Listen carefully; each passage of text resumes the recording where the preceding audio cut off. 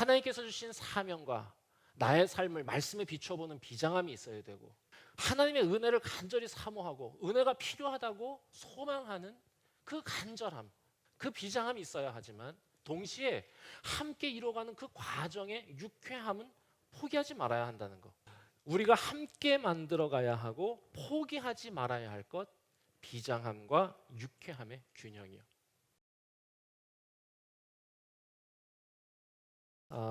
세계 성찬 주일입니다. 우리 교회뿐만 아니라 세계 모든 교회들이 다 함께 예수 그리스도의 살과 피에 연합하는 날입니다.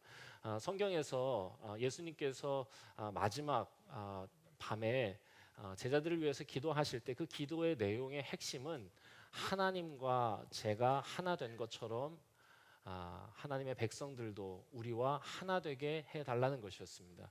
우리가 성찬에 참여한다고 하는 것은 그처럼 예수님과 하나 되는 일입니다. 이것을 우리에게 적용하자면 우리가 예수 그리스도를 닮아가는 일, 그의 인격에, 또 그의 삶에, 또 그의 가르침에, 그의 죽음에, 또 그의 부활에 동참하는 것입니다. 그래서 오늘은 이제 그 의미를 담아서 선교복으로 오늘 설교를 대신하려고 합니다. 예수 그리스도를 닮는 일을 생각해 보면 저는 그것은 균형 잡힌 인생을 살아가는 길이라 생각합니다. 아무리 예수님을 생각해 봐도 예수님은 진지하기만 한 분은 아니셨을 것이라 생각되기 때문입니다. 매우 균형 잡히신 분이었을 것이다. 진지하게 인생을 이야기하시다가도 한바탕 웃게 만드시는 유머도 있으셨을 것 같습니다. 어리석은 모습에 불같이 화를 내는 무서운 모습도 가지셨지만, 연약한 우리를 보시며 조용히 곁에서 울어주시는 따뜻한 모습도 가지셨을 것입니다. 그러니 성령님께서 우리 안에 주인 되셔서 우리 안에 정주하시고 우리의 삶을 빚어주실 때 어떻게 빚어주실까? 예수 그리스도와 함께, 예수 그리스도와 하나 되게 하시는 것 아니겠습니까? 예수님께서 그와 같은 진지함과 유머, 또 질책과 위로 갖고 계셨던 이유는 우리에게 진지한 만큼이나 유머가 필요했기 때문이다. 또 우리에겐 훈계만큼이나 위로가 필요하기 때문이라고 생각합니다. 우리는 연약하거든요. 그래서 진지함만으로, 훈계만으로 하나님의 길 걸어가기 힘든 거 주님께서 더 잘 아셔서 우리 주님은 우리 안에서 우리에게 진지함도, 즐거움도, 훈계도, 위로도 함께 주시지 않을까. 그래서 그 길을 따라가는 우리의 모습도 그와 같아야 한다고 생각했습니다. 당연히 그래야 합니다. 그래서 신앙생활 한다는 건 하나님 나라를 향한 비장한 결의만 필요한 것은 아닌 것 같습니다. 하나님 나라를 만약 혼자 이룰 수 있다면 비장함만 있어도 될지 모르겠습니다. 하지만 하나님의 나라는 혼자 이뤄가는 게 아니라 함께 만들어가는 일, 아니 함께여야만 가능한 일 아닙니까? 불완전한 사람들이 완전한 나라를 꿈꾸려면 비장함만 필요한 게 아니라 서로를 격려하고 위로하는 유쾌한 과정은 반드시 필요하다 저는 생각합니다. 저는 그것이 교회의 모습이고 하나님의 나라는 그렇게 이루어가는 것이라 저는 믿습니다. 그래서 교회는 비장함과 유쾌함의 기막힌 균형을 이루어내야 한다. 오늘 말씀의 제목입니다. 비장함과 유쾌함의 기막힌 균형. 오늘 우리가 읽은 말씀에서처럼 바울이 고백하는 것, 성령님께서 우리 안에서 이 일을 행하실 것이고 우리는 그것에 응답해야 한다고 우리에게 전해주고 있는 로마서의 말씀 무엇입니까? 그리스도와 함께 죽는 비장함이 우리에게 있어야 하고 또 그리스도와 함께 사는 유쾌함도 있어야 한다는 겁니다. 그리스도와 함께 죽고 그리스도와 함께 사는 일, 죄에 대하여는 단번에 죽으신 것처럼 우리도 비장한 결단으로 죄와의 결별을 선언하고, 또한 하나님의 영광을 향하여 부활하신 것처럼 우리도 하나님 나라를 향하여 즐거운 마음으로 새롭게 새 일을 시작하는 마음, 이것이 우리가 하나님께 받는 은혜요, 우리가 하나님께 드려야 할 응답이다, 이렇게 얘기하는 것입니다. 어떤 교회는 너무 거룩하려고 힘쓴 나머지 웃음을 잃은 경우도 있습니다. 정말 거룩한 교회에서는요, 웃는 거를 용납하지 않아요. 그리고 예배 시간에 찬양 인도하다가 웃었다가 혼난 전도사의 이야기를 들었습니다. 앞에서 찬양 인도하다가 웃은 거예요. 그랬더니 웃어? 이렇게 나온 거죠. 왜냐? 거룩한 예배를 훼손하면 안 된다고 하는 거죠. 또 어떤 교회는 반대로 너무 웃음이 넘치다 보니 거룩함을 놓치는 경우도 있는 것 같습니다. 두 경우 모두 하나님이 원하시는 하나님의 나라는 아닌 것 같습니다. 여러분, 우리 교회는 여러분 어떻습니까? 애를 쓰고 있다고 생각합니다. 열심히 애를 쓰고 있고 아직은 어려서 평가하긴 이릅니다. 우리가 함께 만들어가야 하고 포기하지 말아야 할 것, 비장함과 유쾌함의 균형이요. 하나님께서 주신 사명과 나의 삶을 말씀에 비춰보는 비장함이 있어야 되고, 하나님의 은혜를 간절히 사모하고 은혜가 필요하다고 소망하는 그 간절함, 그 비장함이 있어야 하지만 동시에 함께 이뤄가는 그 과정의 유쾌함은 포기하지 말아야 한다는 것.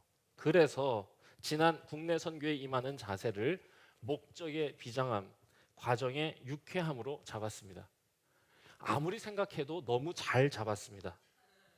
목적의 비장함, 비장한 목적을 향해 가는 유쾌한 과정. 우리의 신앙사리를 설명하는 가장 좋은 표현이 아닐까 제 스스로 한번 생각해 봅니다. 아마도 그 마음은 하나님 나라를 향해 비장한 목적을 향해 나아가는 유쾌한 과정, 그건 아마도 이렇게 표현되지 않을까. 어딘가에 표현을 될 텐데 저는 그게 우리 얼굴에 표현된다고 믿어서 이렇게 생각했어요. 뭔가 설명할 수 없는 하나님 나라를 품은 미소. 이거 괜찮다 생각합니다. 신앙생활을 하고 함께 신앙 공동체를 이뤄가는 우리 안에 넘쳐나야 하고 항상 발견돼야 할 게 무엇인가? 하나님 나라를 품은 미소요. 뭔가 조금 다를 것 같다. 이보다 아름다운 것이 어디 있겠나 생각해 봤습니다. 비장함을 품은 유쾌함. 모두가 최선을 다한 시간이었다고 생각합니다. 모든 게 아름다웠습니다. 1박 2일 짧은 시간이었는데 아침 8시에 출발하기 위해서 새벽 5시부터 준비하신 성도님들 무려 28명, 거의 우리 성도의 절반 가까이가 참여한 시간이었고요. 하나님께서 아름다움을 다 준비해 주신 완벽한 날씨를 준비해 주신 것에 하나님께 감사를 드립니다. 실은 태풍 소식 때문에 많이 두려웠고 이거를 어쩌나. 그리고 정확하게 순천을 통과하여서 올라가는 그 과정이 이거 큰일 나겠다. 그런데 하나님께서 어떻게 세팅을 하셨는지 보는데 여러분, 태풍 소식 때문에 본래는요 우리가 페인트 칠 이 예배당의 이 외벽을 페인트 칠하는 것을 계획하고 있었는데 저 태풍 때문에 예배당 도배로 변경했거든요. 하나님께 감사를 드립니다. 직접 가봤는데 높이 6m에 폭이 4m, 한 벽만 그렇고요. 옆에 벽면 아마도 페인트 칠을 했다면 아마도 하나님 나라의 미소를 잃었을 것이라 생각이 됩니다. 왜냐하면 우리가 도배만 하는데도 그냥 매우 작아요. 진짜 한 10평 될까요? 10평은 더 돼요? 15평? 10평도 안 돼요? 작아요. 매우 작습니다. 그러니까 5m, 6m 정도 되는 것 같아요. 모르겠어요. 그게 몇 평인지 모르겠어요. 10평 되나 봐요. 10평을 도배하는데 10명이 달라붙었고 6시간 걸렸습니다. 아침 8시에 출발해서 1시에 도착하고 밥 먹고 2시 반부터 2시에 예배드리고 2시 반부터 바로 노동을 시작했는데 끝난 시간 8시 30분. 한 번도 쉬지 않고 계속 풀칠을 하는 서하랑. 그래, 부모님한테 안 일렀지?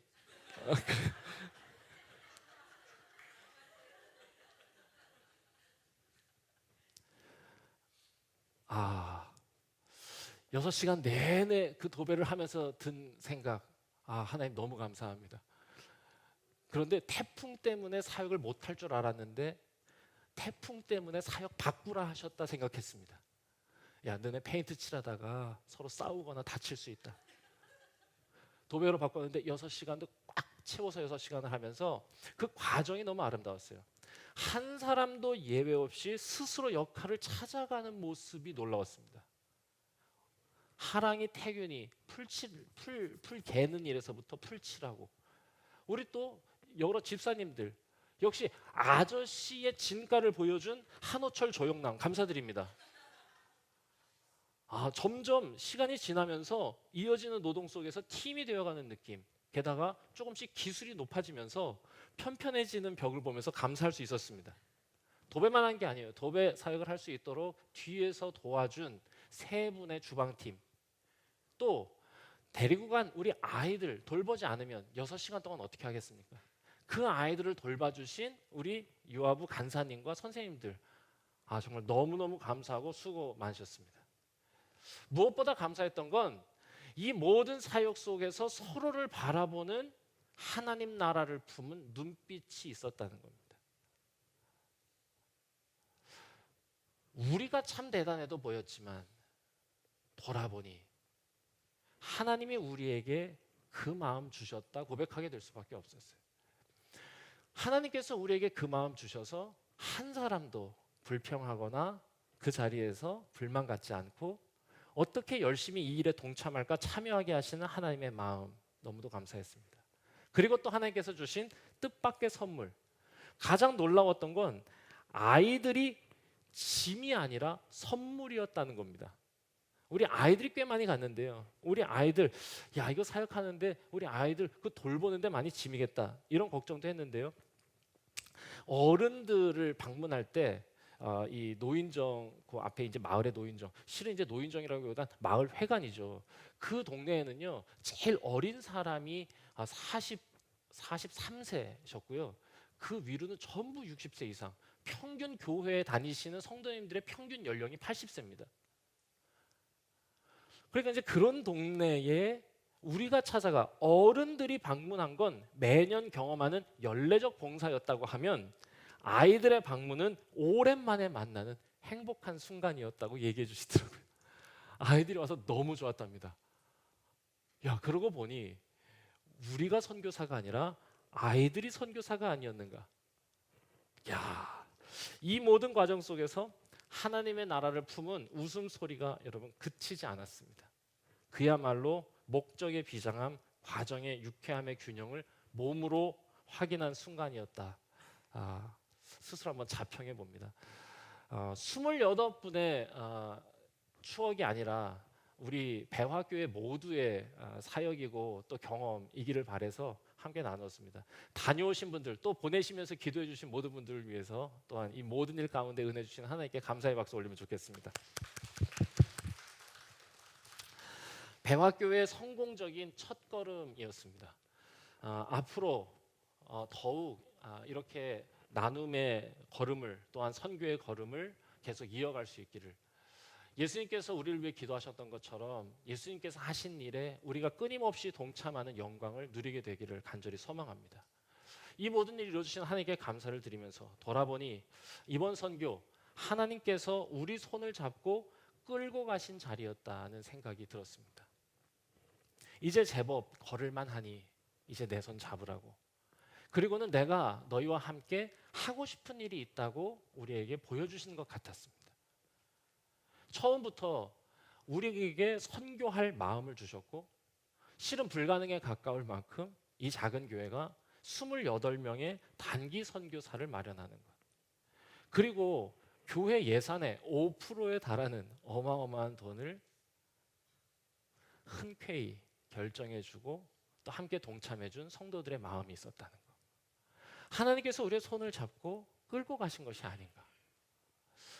저는 하나님께서 우리 안에 역사하시는 것 다른 것이 아니라 성도들의 마음이 하나님 나라를 향하여 하나 되게 하시는 역사라 생각합니다. 이것보다 더 놀라운 일은 없습니다.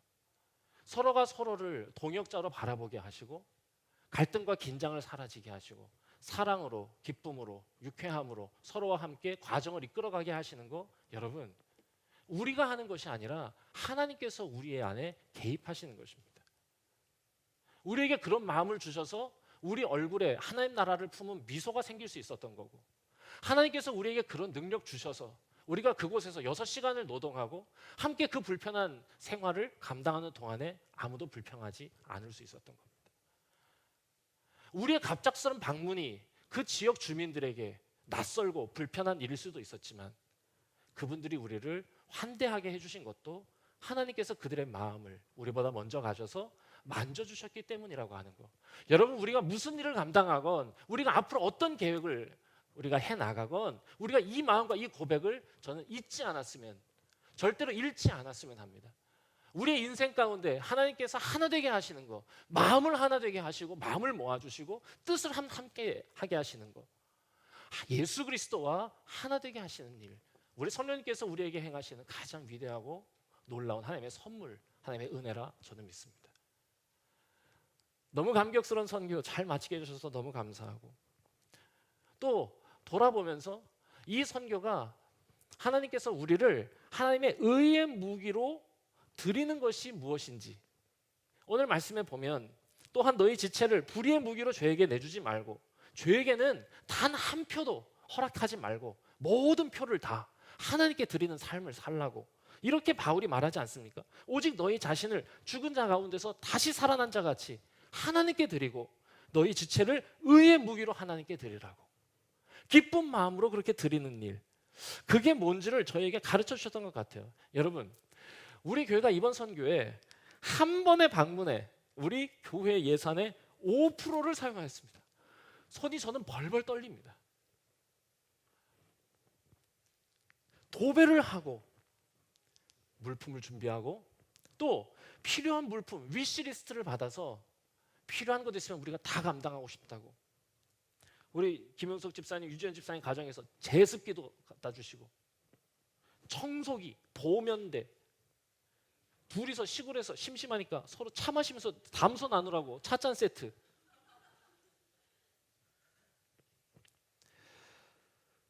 여러분, 도배 비용을 송금하고 선물은 택배로 보내도 될 일 아닙니까? 그런데 굳이 28명이 5시간을 달려 그곳을 방문한 이유, 여러분 무엇이겠습니까? 우리 마음이 거기 있다는 걸 보여주는 것입니다. 우리 마음이 거기에 있어야 한다는 걸 하나님께서 보여주신 것입니다. 하나님께서 아예 우리 손을 잡고 하고 싶은 거 있어. 너의 마음이 이런데 여기 있어야 돼. 함께 모여서 나에게 드려진 거룩한 예물은 이렇게 쓰여지는 거야 라고 우리에게 보여주시는 것 같았어요.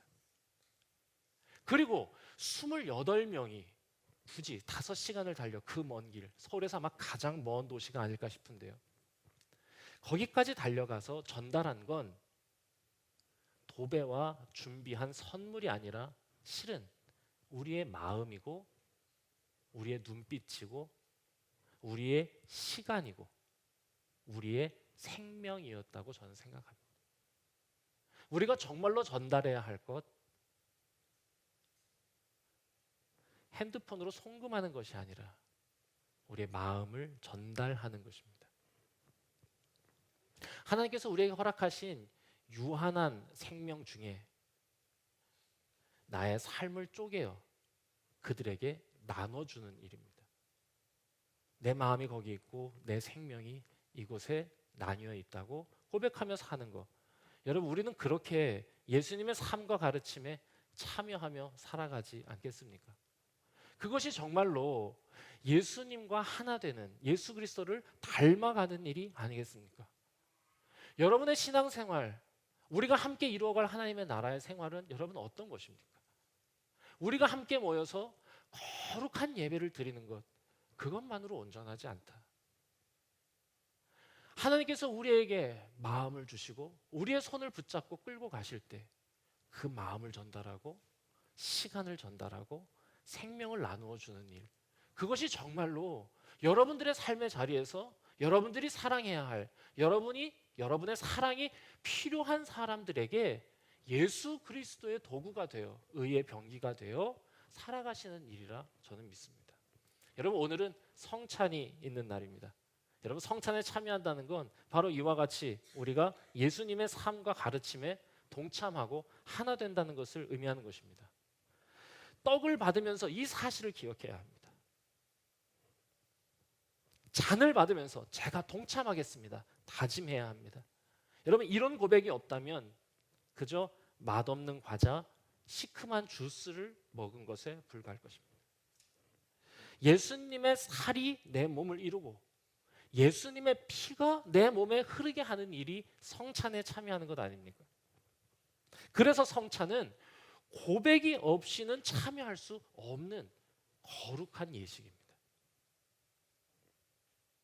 거룩한 성찬에 참여하려면 그래서 예수님이 어떤 삶을 사셨는지에 대한 지식이 있어야 합니다. 그래야 그분의 삶에 동참할 수 있지 않겠습니까?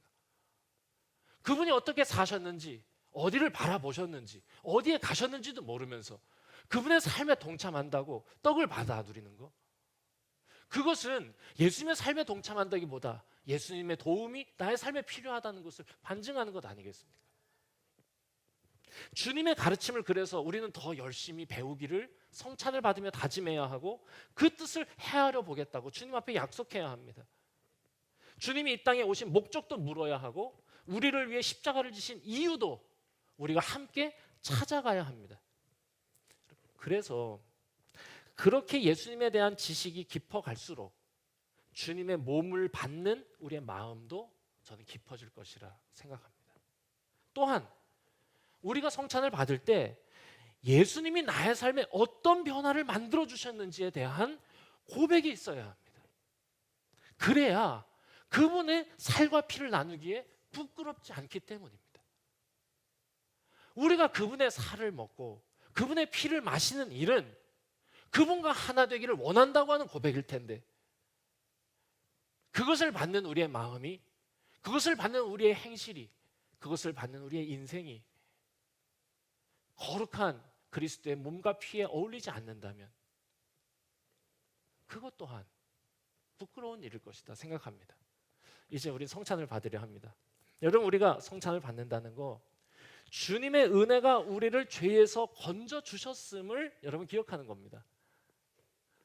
오늘 우리 전도사님께서 기도해 주신 것처럼 하나님의 은혜가 필요한 줄도 모르던 우리가 주의 은혜를 알아 주께 나오게 하신 것을 감사하며 받는 것입니다. 돈이 전부인 줄 알고 성공이 전부인 줄 알고 살던 내 마음을 돌이켜 주셔서 비루한 생각을 벗어나 그저 돈이면 성공이면 다인 줄 알고 그저 불나방처럼 달려가던 나의 삶 속에 주님 오셔서 내 생각을 돌이켜 주시고 비루한 생각과 어리석은 삶을 떠나게 하셔서 사랑이 더 중요한 것인 줄 깨닫게 하시고 연약한 자의 아픔에 눈뜨게 하시고 하나님의 나라를 꿈꾸는 숭고한 정신 갖게 해주셔서 감사합니다. 이 마음으로 성찬을 받으시기 바랍니다. 여러분, 이 고백을 갖고 성찬을 받는 사람의 마음이 어떻게 아무 변화도 고백도 없이 성찬을 받는 이의 마음과 같을 수 있겠습니까? 자, 이제 우리는 성찬에 참여할 것입니다. 성찬에 참여하면서 지난 선교를 통해서 우리가 예수 그리스도의 삶에 조금이나마 가까이 갈 수 있게 하시는 하나님의 은혜에 감사하셨으면 좋겠고, 받으시면서 제가 주님의 삶을 더욱 많이 알기 원한다고, 더 알기 원한다는 마음으로 하나님께 나오셨으면 좋겠고, 또한 나의 삶을 주님이 이렇게 바꿔주셔서 감사하다는 마음으로 주의 몸과 피를 받으셨으면 좋겠습니다. 자, 이제 여러분들을 주님의 거룩한 성찬으로 초대합니다.